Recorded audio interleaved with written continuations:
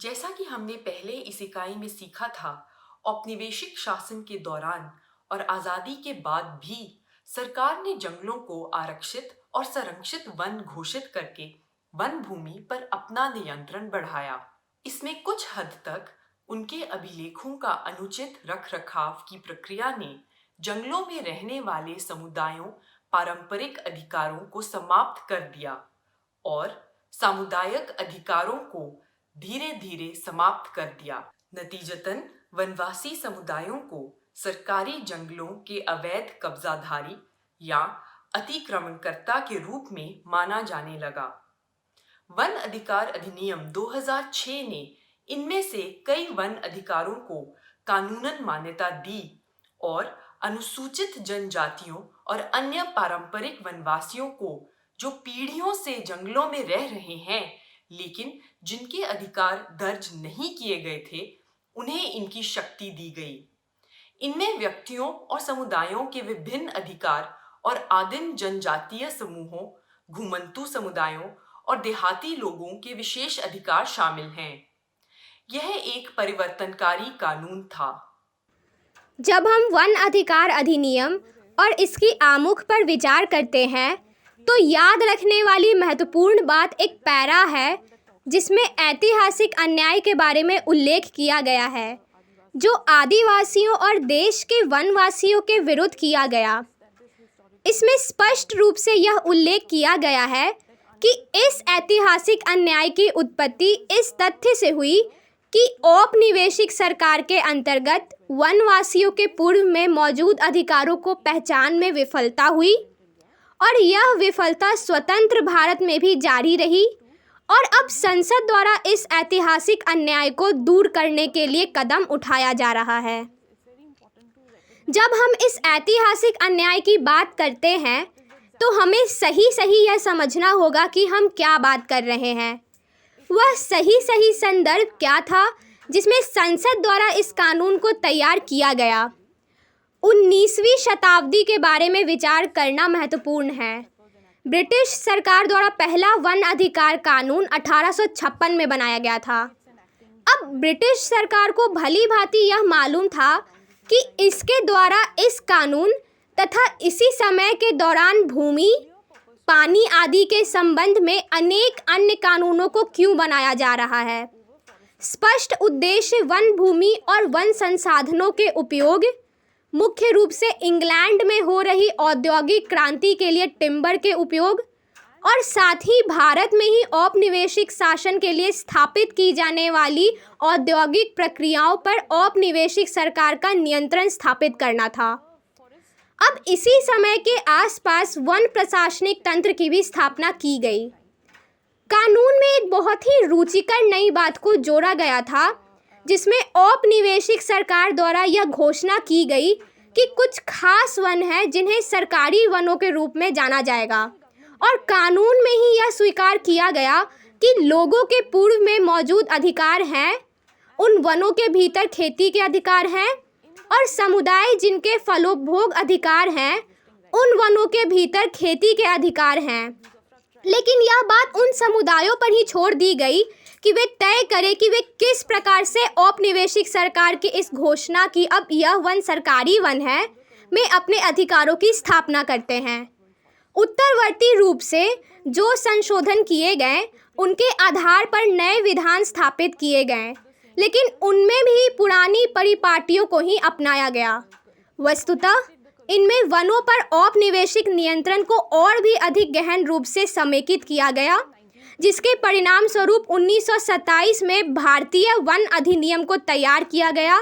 सबसे पहला तथ्य यह है कि अधिनियम ने वन भूमि में कुछ अधिकारों को मान्यता दी। इस कानून के तहत वन भूमि का मतलब किसी भी वन क्षेत्र के भीतर आने वाले किसी भी तरह के विवरण की भूमि है और इसमें अवर्गीकृत वन, गैर सीमांकित वन, मौजूदा या मान लिए गए वन, संरक्षित वन, आरक्षित वन, अभयारण्य और राष्ट्रीय उद्यान शामिल हैं। दूसरा महत्वपूर्ण इस कानून का अधिकार है जो कि सामुदायिक वन अधिकार की बात है। आदिवासी इलाकों के अंदर हम बात करें, जब आदिवासी की बात करते हैं उसमें गैर आदिवासी भी शामिल है। एक व्यक्ति अपने सुबह उठने से लेकर शाम तक, अपने जन्म से लेकर मरने तक, जितने भी तरीके के उसके निस्ताल जंगल उस वन क्षेत्र में हैं, वो तमाम अधिकार सौंपते हैं सामूहिक रूप से या व्यक्तिगत रूप से। उदाहरण के रूप में लघु वनोपज का संग्रहण, मछली पकड़ना, मुरुम लेना, सूखी लकड़ी लेना, जड़ी बूटी एकत्रित करना, ये तमाम जो अधिकार हैं जिनको समय समय पे इस कानून आने के पहले वन विभाग के द्वारा प्रतिबंधित किया जाता रहा है। वन विभाग कभी भी बोलता है आप लघु वनोपज नहीं लेंगे, कभी बोलता है आप महुआ नहीं तोड़ेंगे, कभी बोलता है आप सूखी लकड़ी। लोगों के ऊपर फर्जी केस डाल दिए जाते थे, सूखी लकड़ी लाने पे लोगों के ऊपर केस डाले जाते थे। ये जो तमाम मनमर्जी है खत्म होगी। क्यों? क्योंकि ये कानून लोगों के जो निस्तार के अधिकार हैं निर्बाध रूप से चलते रहें उसकी दिशा में उनको मान्यता देता है। कानून ये कहता है कि ये आपके निस्तार के अधिकार पीढ़ियों से हैं और उनको हम मान्यता दे रहे हैं। आप लघु वनोपज लाते हैं, सिर्फ लाने का सवाल नहीं है, उन लघु वनोपज की पहुंच तक आप लेंगे, लेके आएंगे, जितनी आपको जरूरत उसका उपभोग करेंगे और जो बचा हुआ है आप उसको बिक्री भी कर सकते हैं। तो यहां तक कि ट्रांजिट परमिट जो बिक्री का अधिकार है लघु वनोपज की, वो भी ग्राम सभाओं को सौंपा गया है। तो दूसरी बात, कानून सामुदायिक अधिकारों को मान्यता देता है, जिनमें निम्न बातें शामिल हैं। पहला मैं इसकी शुरुआत करता हूं सामुदायिक वन संसाधन, फॉरेस्ट रिसोर्स राइट्स की बात, जो इस कानून की मूल आत्मा है। फॉरेस्ट रिसोर्स राइट ये कहता है कि जो भी आपके परंपरागत सीमा है, गांव के जंगल पहाड़ जो भी संसाधन है, उनकी रक्षा, उनका प्रबंधन और पुनरुत्पादन का कार्य ग्राम सभाएं करेंगी। अर्थात ग्राम सभा प्रबंधन का अधिकार उनको इस कानून ने सौंप दिया गया है। इसमें और सबसे महत्वपूर्ण इस कानून की जब हम बात करते हैं कि तो धारा 5 की हमें जरूर बात करना चाहिए। कानून का सेक्शन 5, धारा 5 ये कहता है कि ग्राम सभा या ग्राम सभा के द्वारा गठित कमेटी का तात्पर्य है कि नियम 4(1) के तहत गठित कमेटी। तो ग्राम सभा या गठित कमेटी सशक्त है या एम्पावर है, वर्ड लिखा हुआ है।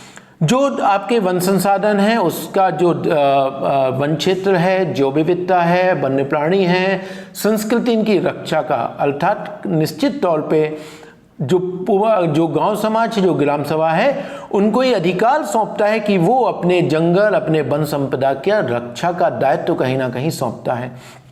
तो ये कानून एक तरीके से जो पूरा नियंत्रण वन विभाग ने कायम किया है पिछले 60-70 सालों में, उस नियंत्रण को निकाल के और समुदाय के हाथ में लाने के लिए कानून बना है।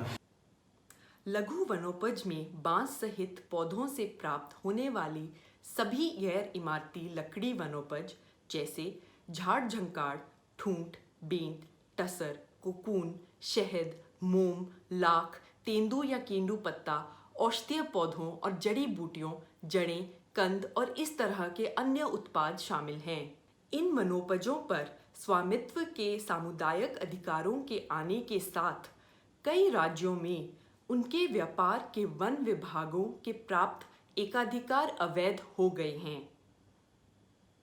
अधिकार धारकों के पास या तो व्यक्तिगत या सामूहिक रूप से प्रसंस्करण, मूल्य संवर्धन और लघु वनोपजों के विपणन का अधिकार है और इन गतिविधियों पर लगाया गया कोई भी शुल्क या अन्य प्रभार अवैध है। सामुदायिक वन संसाधनों में गांव की पारंपरिक या प्रथागत सीमाओं के भीतर परंपरागत वन भूमि या चरवाहा समुदायों के मामले में जंगली मैदानों का मौसमी उपयोग शामिल है। इसलिए यह भूमि आरक्षित वनों, संरक्षित वनों और संरक्षित क्षेत्रों जैसे अभयारण्यों और राष्ट्रीय उद्यानों का हिस्सा हो सकती है, जहां एक वन को सदियों से वनों में प्रवेश का अधिकार था। जब इस कानून की हम बात करते हैं तो आप देखेंगे कि इस कानून में मान्यता का शब्द है। मान्यता का अर्थ ये होता है कि ये कानून ये मान रहा है, संविधान ने जब ये कानून बनाते समय ये माना पहली बार कि इस देश के आदिवासियों के साथ ऐतिहासिक अन्याय हुआ है। क्यों? क्योंकि उन जंगल जमीन पे जो उनके अधिकार थे वो उनको उनकी मान्यता नहीं दी गई, उनसे छीना गया। वापस उस ऐतिहासिक अन्याय को खत्म करते हुए हम ये कानून लेके आ रहे हैं और इसीलिए ये कोई नए अधिकार देने का नहीं है। कानून ये कहता है कि जो लोग अपने जंगल जमीन पे पीढ़ियों से हैं, उसकी रक्षा करते आए हैं, उसका उपभोग करते आए हैं, उस जंगल जमीन पर हम समुदाय के अधिकारों को मान्य कर रहे हैं, एक उसका दस्तावेजीकरण कर रहे हैं। 2-3 बहुत महत्वपूर्ण इस कानून की खासियत हैं। पहला ये कि ये कानून पूरे जो वन व्यवस्था है, जो वन प्रशासन है, उसका लोकतंत्रीकरण करने की दिशा में है, अर्थात उसका फॉरेस्ट गवर्नेंस को डेमोक्रेटाइज करने के लिए कानून बनाया गया है। जो ग्राम सभाएं हैं, उन ग्राम सभाओं को जो वन प्रबंधन है उनको सौंपने के लिए कानून बनाया गया है कि जो पूरी जो परंपरागत रूप से वनों के संरक्षण जो समाज करते आए हैं, वापस उनको लेखबद्ध करते हुए उनके हाथों में सौंपना। तो बहुत ही ऐतिहासिक कानून है। ग्राम सभा की शासन करने की शक्तियां अब कई कानूनों में एक विशेषता बन गई हैं और हम वन अधिकार अधिनियम के साथ शुरू करते हुए अब उनके बारे में जानेंगे। सरकार द्वारा प्रबंधित की जाने वाली विकास की गतिविधियां जैसे कि स्कूल, अस्पताल, आंगनवाड़ियों और बिजली और दूरसंचार लाइनें, जिनके लिए 1 हेक्टेयर से कम वन भूमि या प्रत्येक हेक्टेयर के लिए 75 से कम पेड़ों को काटने की आवश्यकता होती है, केवल ग्राम सभा की अनुमति के अनुमोदन के आधार पर ही संभव है। यहाँ यह जानना महत्वपूर्ण है कि वन संसाधनों के अधिकार के लाभ के लिए वनों के शासन में भाग लेने का अधिकार कितना आवश्यक है। शासन में भाग लिए बिना अधिकारों का उपयोग संभव नहीं हो सकता। तो बहुत ही महत्वपूर्ण, और इसको हम इन दोनों अधिकारों को, सामुदायिक वन संसाधन और सामुदायिक अधिकार को हम इस तरीके से समझ सकते हैं कि यदि किसी गांव को कहा गया कि आपको महुआ लेने का अधिकार है, चलिए वो महुआ अधिकार है, ये आपका सामुदायिक अधिकार है, कोई व्यक्ति जा सकता है और महुआ लेके आ सकता है, लेकिन महुआ का पेड़ बचेगा तब वो महुआ ले पाएगा। तो महुआ के पेड़ को बचाने का जो अधिकार है वो सामुदायिक वन संसाधन कहता है कि आपकी सहमति के बिना वन विभाग भी महुआ या किसी तरीके का पेड़ नहीं काट सकता। इस दिशा में केंद्रीय आदिम जाति कार्य मंत्रालय ने स्पष्ट रूप से आदेश जारी किया है कि जो वन विभाग अभी तक अपनी कार्ययोजना के अनुसार कार्य कर रहा है, वन विभाग को अब जब ये राइट्स लोगों के रिकॉग्नाइज होंगे तो ग्राम सभा अपना एक प्रबंधन योजना बनाएंगी और उस प्रबंधन योजना को वन विभाग अपने वर्किंग प्लान में शामिल करेगा। अर्थात वन विभाग का अपना प्रबंधन नहीं चलेगा, समुदाय के साथ मिलकर प्रबंधन योजना को आगे कहीं ना कहीं बढ़ाना पड़ेगा और इस पूरे प्रबंधन के कार्य के लिए राज्य सरकार जो है वो फंड भी ग्राम सभा या फोर समिति को उपलब्ध करवाएगा। ग्राम सभाओं के पास वनवासियों के उन क्षेत्रों जिन्हें संकटग्रस्त वन्यजीव आवास क्षेत्र कहा जाता है से पुनर्वास के संबंध में शक्तियां भी प्राप्त है। ये ऐसे क्षेत्र हैं केंद्र सरकार द्वारा वैज्ञानिक और निष्पक्ष मानदंडों के आधार पर बनाई गई राय में वन्यजीव संरक्षण के उद्देश्य के लिए अलग थलग यानी इनवायलेट रखने की आवश्यकता है। इससे पहले हमने वन्यजीव संरक्षण के संरक्षित क्षेत्र मॉडल के संदर्भ में उनके बारे में सीखा था, जहां एक राज्य सरकार एक राष्ट्रीय उद्यान या वन्यजीव अभयारण्य के भीतर एक क्षेत्र को एक संकटग्रस्त वन्यजीव आवास क्षेत्र स्थान घोषित करना चाहती है, वह उस क्षेत्र में वनवासियों के अधिकारों को संशोधित करने के लिए एक प्रक्रिया शुरू कर सकती है।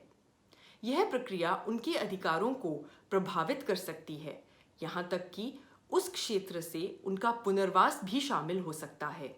हालांकि पुनर्वास केवल उस क्षेत्र में वनवासियों के अधिकारों के बाद शुरू हो सकता है जो वन अधिकार अधिनियम में दी गई प्रक्रिया पूरी करने के बाद दर्ज किया गया हो।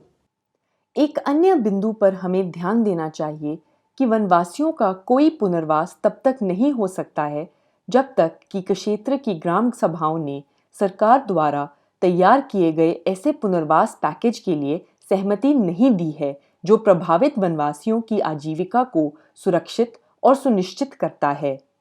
यह किसी भी उद्देश्य के लिए पुनर्वास पर लागू होता है, चाहे यह एक ऐसी परियोजना का हिस्सा हो या जिसका गैर वन उद्देश्य हो, या यह वन्यजीव संरक्षण के लिए कुछ अलग जगह तैयार करने जैसे वन उद्देश्य के लिए हो। अब तक हमने वन अधिकार अधिनियम के तहत वन भूमि पर शासन करने के लिए ग्राम सभा की शक्तियों को समझा है। आइए अब हम कुछ अन्य कानूनों के तहत ग्राम सभा की शक्तियों की ओर अपना ध्यान आकर्षित करते हैं। सबसे पहले हम वन्यजीव संरक्षण अधिनियम से शुरू करते हैं। सन 2006 में वन अधिकार अधिनियम पारित किए जाने के समय ही वन्यजीव संरक्षण अधिनियम में उन कानूनों को प्रदान करने के लिए संशोधन किया गया ताकि बाघों की लुप्तप्राय प्रजातियों की रक्षा करने की योजना प्रोजेक्ट टाइगर के कार्यान्वयन को मदद मिल सके।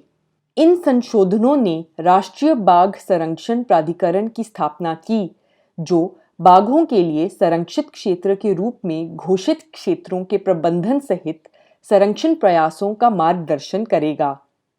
बाघ संरक्षण क्षेत्र यानी टाइगर रिजर्व राष्ट्रीय उद्यानों और अभयारण्यों के प्रमुख या वे संकटग्रस्त बाघ अभयारण्य क्षेत्र हैं जिन्हें वैज्ञानिक और निष्पक्ष मानदंडों के आधार पर अनुसूचित जनजाति या वनवासियों के अधिकारों को प्रभावित किए बिना बाघ संरक्षण के प्रयोजनों के लिए अलग रखा जाना चाहिए।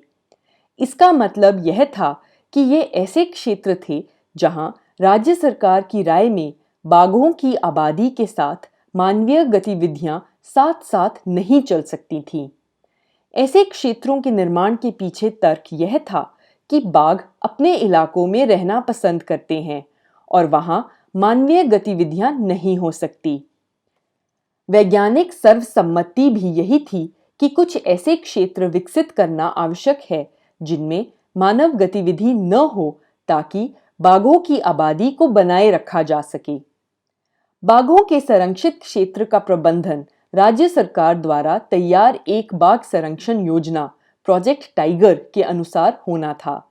अन्य बातों के अलावा इस योजना में यह जरूरी था कि कुछ ऐसे संशोधन किए जाएं ताकि बाघों के संरक्षण के साथ साथ बाघों के इलाकों के आसपास रहने वाले लोगों के हितों जैसे कृषि, आजीविका, विकास और अन्य हितों को भी सुनिश्चित किया जा सके। इन जरूरतों के लिए उपलब्ध कराने का बोझ बाघ के संरक्षित क्षेत्र, बफर या परिधीय क्षेत्रों पर पड़ेगा। उन क्षेत्रों की सीमाएं ग्राम सभाओं के परामर्श से वैज्ञानिक और निष्पक्ष मानदंडों के आधार पर निर्धारित की जानी थी। एक क्षेत्र को एक संकटग्रस्त बाघ संरक्षण क्षेत्र घोषित करने से पहले राज्य सरकार को निम्नलिखित कदम उठाने की आवश्यकता है। पहला, अनुसूचित जनजातियों और अन्य वनवासियों के अधिकारों और भूमि या वन अधिकारों के अधिग्रहण को मान्यता देने की प्रक्रिया को पूरा करना। दूसरा, अनुसूचित जनजातियों और अन्य वनवासियों की सहमति से और क्षेत्र से परिचित पारिस्थितिक और सामाजिक वैज्ञानिकों से परामर्श करने के बाद प्रमाणित करें कि उन लोगों की गतिविधियों से अपरिवर्तनीय क्षति हो सकती है और बाघों और उनके निवास स्थान के अस्तित्व को खतरा हो सकता है। तीसरा, अनुसूचित जनजातियों और अन्य वनवासियों की सहमति प्राप्त करें और इस निष्कर्ष पर पहुंचें कि उनके और बाघों के बीच सह अस्तित्व का विकल्प उपलब्ध नहीं है। चौथा, एक पुनर्वास पैकेज तैयार करें जो राष्ट्रीय पुनर्वास और पुनर्वास नीति की निर्धारित आवश्यकताओं को पूरा करते हुए प्रभावित व्यक्तियों को आजीविका मुहैया करवाता हो। पांचवां, पुनर्वास के लिए ग्राम सभाओं और प्रभावित व्यक्तियों की सूचित सहमति प्राप्त करना। तथा छठा, पुनर्वास क्षेत्र के लिए भूमि आवंटित करें और सभी सुविधाएं मुहैया करवाएं। एक बार फिर वन अधिकार अधिनियम की चर्चा पर वापस आएं। यह वनों और वन संसाधनों पर इन अधिकारों को पहचानने और उन्हें वनवासी लोगों में निहित करने के लिए आवश्यक साक्ष्य और उन्हें अभिलेख में लेने यानी रिकॉर्ड करने के लिए एक रूपरेखा भी तय करता है। आप इस इकाई के साथ पढ़ने वाली सामग्रियों में अधिक विस्तार से इस प्रक्रिया के बारे में जान सकते हैं। लेकिन अब समझ लेना जरूरी है कि ग्राम सभा ही इन अधिकारों के निर्धारण के लिए प्राथमिक और सक्षम प्राधिकरण है। वन संरक्षण अधिनियम अपने आप में बहुत महत्वाकांक्षी वाक्यांश है। इसे राज्य सरकारों द्वारा जिस रफ्तार के साथ वनों को गैर वन उद्देश्यों, मुख्य रूप से कृषि के साथ साथ विकासात्मक परियोजनाओं जैसे खनन, बांधों आदि के लिए दिया जा रहा था, उसे कम करने के आशय के साथ पारित किया गया था। जैसा कि आप देख सकते हैं, पिछले 90 के दशक के उपरांत की अवधि में विकास के संबंध में रुचि में जारी है और इसमें बढ़ोतरी हुई है। इस प्रकार एक प्रकार से वन संरक्षण अधिनियम के कारण विकासात्मक परियोजनाओं के लिए वनों को सौंपे जाने की प्रक्रिया धीमी नहीं हुई है।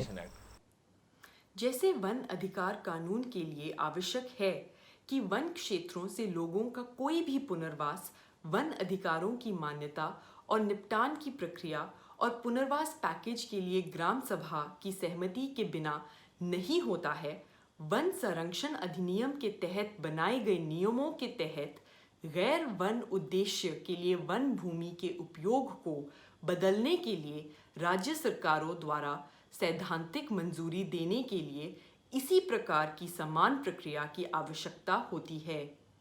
यह वनों और उनके आसपास रहने वाले वनवासियों और वन समुदायों के उन वनों के शासन में भाग लेने के लिए कानून में एक और महत्वपूर्ण स्थान प्रदान करता है।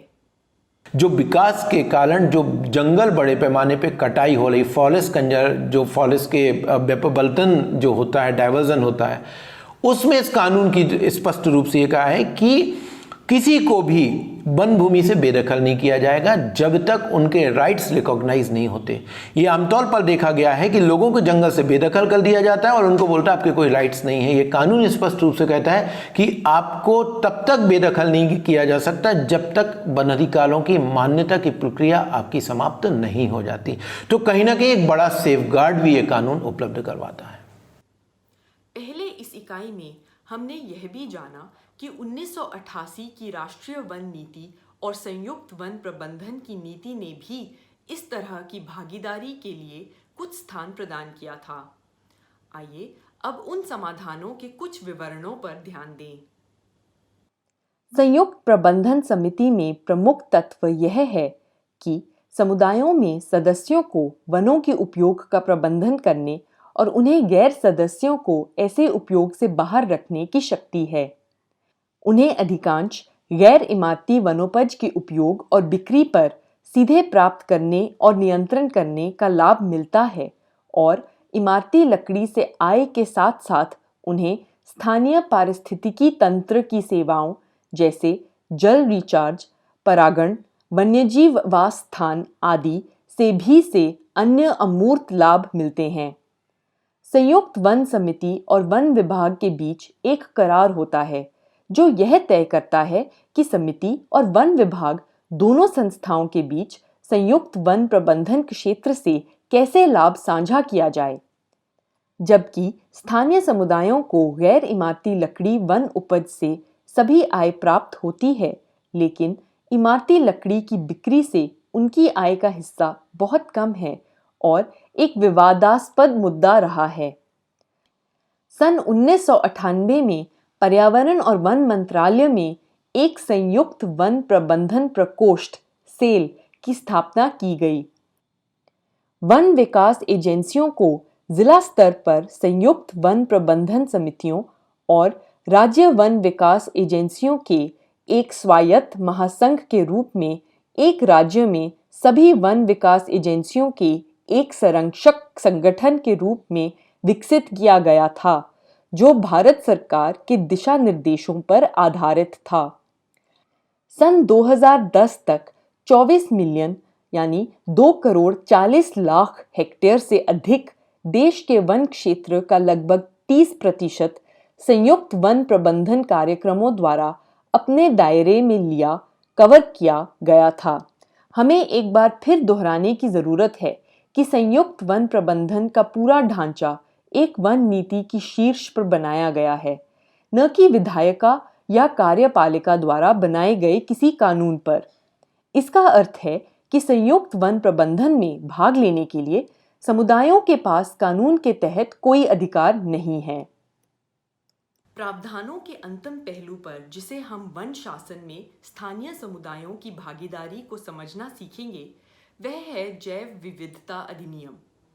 हमने पहले इस इकाई में सीखा कि कैसे राष्ट्रीय जैव विविधता प्राधिकरण, जो भारत के जैविक संसाधनों और उन संसाधनों से संबंधित ज्ञान के लिए नियामक निकाय है, का कर्तव्य है कि वह जैविक संसाधनों के अनुसंधान और वाणिज्यिक दोहन से उत्पन्न होने वाले लाभों को समुदायों के साथ साझा करना सुनिश्चित करे। इस अधिनियम में इस पर विचार किया जाता है कि इन संसाधनों में किसी भी शोध के परिणामों के हस्तांतरण के लिए एक आवेदन दिया जाता है।